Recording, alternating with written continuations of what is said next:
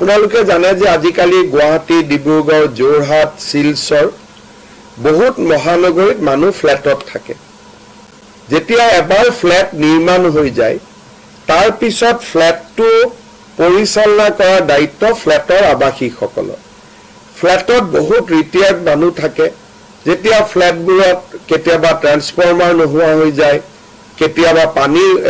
deep tubewell বনাব লাগে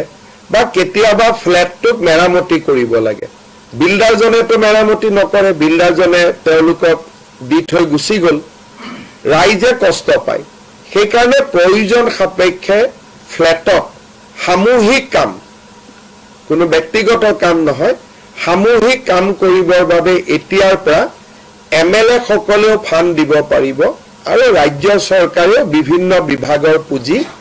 প্ৰয়োজন অনুসৰি দিব পাৰিব আনটাইড ফান্ডে হওক বা আন মিউনিচিপালিটিয়ে বিচাৰে কিবা ফান্ড দিব বিচাৰে তেওঁলোকে এতিয়াৰ পৰা ফ্ল্যাটতো পুঁজি দিব পাৰিব আগতে আমি গাঁৱত দিও নামঘৰত দিও মন্দিৰত দিও ৰাস্তাত দিও কিন্তু ফ্ল্যাটত আমি কোনো সহায় নকৰো এতিয়া আমি ফ্ল্যাটত সহায় কৰিব পাৰিম দুটা কন্ডিশন ফ্ল্যাটটো বিল্ডাৰৰ অধীনত থাকিব নালাগিব ফ্ল্যাটটো সোসাইটিৰ অধীনত থাকিব লাগিব দ্বিতীয়তে কামবিলাক কমন কাম হ'ব লাগিব যে গোটেই বিল্ডিংটো ৰং কৰা বা পানীৰ ব্যৱস্থা কৰা বা ফ্ল্যাটত এটা মন্দিৰ নিৰ্মাণ কৰা বা ফ্ল্যাটত এটা অডিটৰিয়াম নিৰ্মাণ কৰা যিবিলাক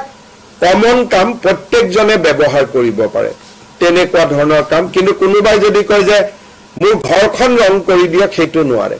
কিন্তু ফ্ল্যাটৰ বাহিৰটো ৰং কৰিব লাগে তাত চৰকাৰে ইচ্ছা কৰিলে সহায় কৰিব পাৰিব